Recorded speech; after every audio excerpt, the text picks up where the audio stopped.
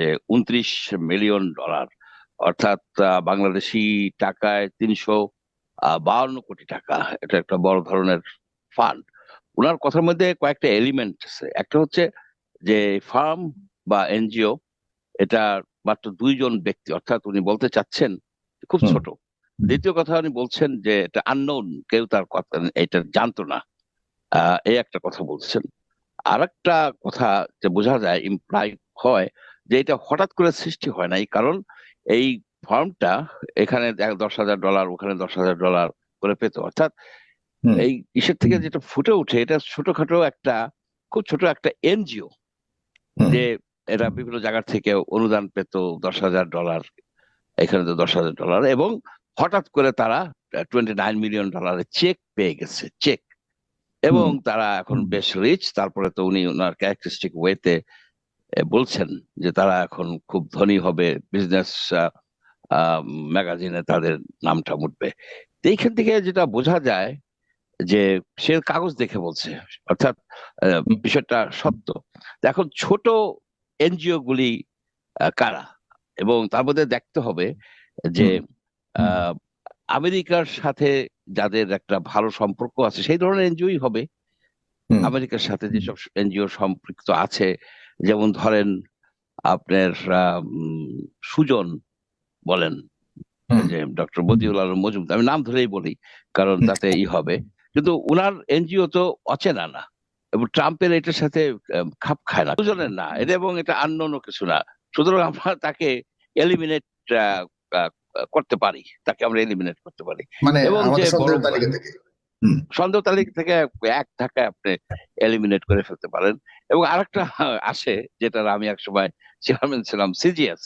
CGS কেও eliminate করা যায়, কারণ সিজিএস এর স্টাফ 2জন না, কমপক্ষে 50 জন স্টাফ, এবং এটা একেবারে আননোন না, ইট ইস এ নোন। সুতরাং you can eliminate that also, যে এটা ট্রাম্পের ইসের সাথে মিলে না। এরপরে এরপরে হতে হবে কি, যে আমেরিকান এমবাসির সাথে বা আমেরিকান গভর্নমেন্টের সাথে যাদের সম্পৃক্ততা আছে, পলিটিক্যাল বিষয়গুলি নিয়ে যাদের সম্পৃক্ততা আছে, যেমন আপনার অধিকার। আপনি যদি হুম। দেখেন যে অধিকার, অধিকার কিন্তু আমেরিকান এমবাসির সাথে তাদের একটা সম্পর্ক ছিল, এটা সবাই জানে। এবং অধিকার খুব বড় অর্গানাইজেশন না। সুতরাং অধিকারের দিকে অঙ্গুলি কিছুটা হলেও ই করা ট্রাম্পের সাথে মিলে যায়, মিলে যায়। আর একটা অর্গানাইজেশনের সাথে মিলে যায়, সেটা হচ্ছে তারা আবার নিয়ে কাজ করে, নদী টদী নিয়ে কাজ করে, সেটা হচ্ছে বেলা। এই যে বর্তমানে রিজওয়ানা, সৈয়দা রিজওয়ানা হাসানেরই, তারও কিন্তু ছোট এনজিও, তার মাত্র একজন স্টাফ, সে আর একজন নিয়ে 2জন, এই 2জনেরই সে তারটা মিলে যায় একেবারেই। সুতরাং আপনি যদি বলেন বর্তমানে উপদেষ্টা হওয়ার, টাকা পাওয়ার সাথে উপদেষ্টা কন্ট্রাডিক্টরি তো না, বরং রাইট, রাইট, কমপ্লিমেন্টারি, রাইট। বরং কমপ্লিমেন্টারি। কমপ্লিমেন্টারি। সুতরাং আহ, এই যে আমার মানে ক্ষুদ্র বুদ্ধিতে যতটুকু আমি এনজিওদেরকে চিনি, এনজিওদের শুনি কথাবার্তা, তাতে আমার এই 2টা এনজিও আছে, এবং দে শুড কাম ফরওয়ার্ড, এবং বলা উচিত যে আমাদের যত ফাইন্যান্স আছে ওদের ব্যাংক অ্যাকাউন্ট গুলি চেক করে দেখো। তা না হলে পাবলিকের মনে একটা সন্দেহ হবে। আমি যেমন ওপেনলি বললাম, অনেকেই কথাগুলি বলতেছে, আমিও কিছু দু একটা কল পাইছি। সেই জন্য এই যেহেতু আমি দু একটা কল পাইছি পত্র পত্রিকা থেকে, সেই জন্য আমি জিনিসটাকে খোলাসা করলাম যে কারা হতে পারে, কারা হতে পারে না। এটার হতে জাস্ট স্পেকুলেশন। ইউএসএইডের যে $29 মিলিয়ন কথা বলা হচ্ছে, ইন্ডিয়ান এক্সপ্রেস ভারতকে যে $21 বিলিয়ন কথা কদিন আগে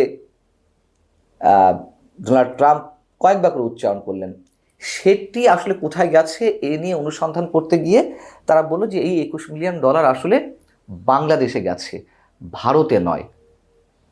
তারা কিভাবে দুয়ে দুয়ে চার মেলালো, এবং বাংলাদেশে কার কাছে এই টাকাটি এসেছে তারাও সেটি বলে দিয়েছে, এবং দাবি করেছে, এবং কমেন্টও নিয়েছে।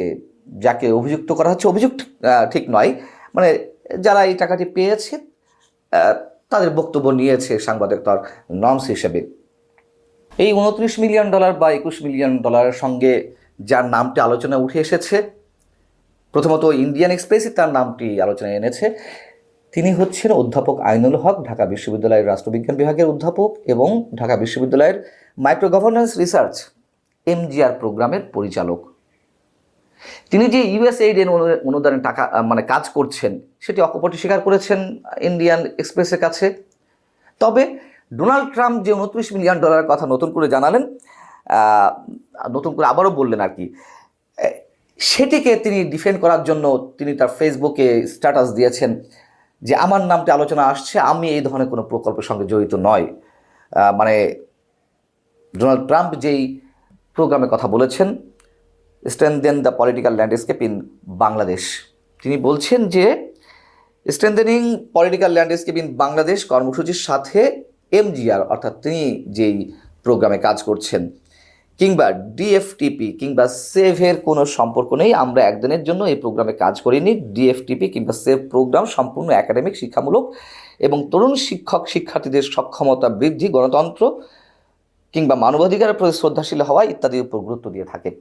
তিনি কিন্তু বলছেন যে এটা একাডেমিক, আবার তিনি বলছেন গণতন্ত্রকে শক্তিশালী করতে ইত্যাদি ইত্যাদি কাজ করে থাকি আমরা। ইন্ডিয়ান এক্সপ্রেসকে তিনি যেটি বলেছিলেন এবং যেই স্ট্যাটাসটি ইন্ডিয়ান এক্সপ্রেসে তুলে ধরা হয়েছে তার ফেসবুকের স্ট্যাটাসটি, অর্থাৎ শেখ হাসিনা পতনের পর গত 2024-এর 11 সেপ্টেম্বর তিনি লিখছেন, এটা হঠাৎ করে আসা বসন্ত নয়। শেখ হাসিনা পতনের যে আন্দোলন বা পতনের বিষয়টি, তিনি বলছেন যে যুব গণতান্ত্রিক নেতৃত্ব এবং নাগরিক অংশগ্রহণ বাড়ানোর জন্য সরাসরি 221টি কর্মপ্রকল্প এবং 170টি গণতন্ত্র সেশনের মাধ্যমে 10,264টি বিশ্ববিদ্যালয়ের যুবকদের কাছে তাদের এই মেসেজ বা কার্যক্রম পৌঁছে গেছে। এবং তিনি স্বীকার করেছেন নাগরিক প্রকল্পের অধীনে IFES এবং USAID বাংলাদেশের যে উদার সমর্থন এবং অংশীদারিত্ব ভিত্তিতে কাজ করছে, এটি তার সঙ্গে জড়িত।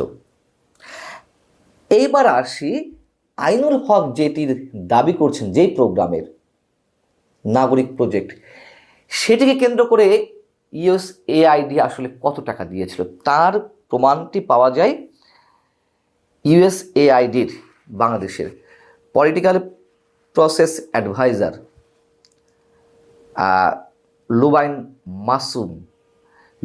লুবাইন মাসুম তার লিঙ্কডইন পোস্টে দিচ্ছেন বা লিখেছেন, এটা 2 মাস আগে। It is one of the 3 prime partners along with IRI and IFES under the USAID funded $21 million CEPPS and নাগরিক প্রজেক্ট। এইবার ইন্ডিয়ান এক্সপ্রেসের দাবির ভিত্তিতে এটুকু বলা যায় যে বাংলাদেশে যদি $29 মিলিয়ন আসে, ভারতের জন্য $21 মিলিয়ন আসলে কিছুই না। তারপরও আমরা জানি না আসলে ওভারল্যাপিংটা কোথায় হচ্ছে, জটিলতাটা কোথায় হচ্ছে। তবে আইনুল হক যে USAID টাকায়, মোটা অঙ্কের টাকায় কাজ করছেন, এটি বোঝা যায় স্পষ্ট। এখন প্রশ্ন উঠতে পারে যে USAID তো কত জায়গাতে কত প্রকল্পে অনুদান দিয়েছে, তো অধ্যাপক আইনুল হকও সেভাবে কাজ করেছেন, হতে পারে। কিন্তু নাগরিক প্রজেক্টে কথা আসছে এখানে, যেটি অধ্যাপক আইনুল হক নিজে তার ফেসবুক স্ট্যাটাসে লিখেছেন। আবার লুবাইন মাসুম USAID এর পলিটিক্যাল প্রসেস অ্যাডভাইজার, তিনি স্পষ্টত লিখেছেন তার লিঙ্কডইন পোস্টে, এখনও খুঁজলে পাওয়া যাবে। হয়তো এখানে একটু জটিলতা রয়েছে যে $29 মিলিয়ন বা $21 মিলিয়ন কোনটি আসলে বাংলাদেশে এসেছে। এই নিয়ে যুক্তিতর্ক চলতে পারে, যুক্তি কোন অঙ্কের পক্ষে। আবার ডোনাল্ড ট্রাম্প কি নিজে গুলিয়ে ফেলছেন নাকি একেবারে বস্তুনিষ্ঠ তথ্য দিচ্ছেন, সেসব প্রশ্নও সামনে আসতে পারে। তবে বাংলাদেশে যে USAID এর ফান্ডিংয়ে শেখ হাসিনা বিরোধী আন্দোলনে কিছু একটা হয়েছে, এটুকু আমরা মোটামুটি একটা বিশ্বাসযোগ্য জায়গায় আপাতত পৌঁছাতে পারি।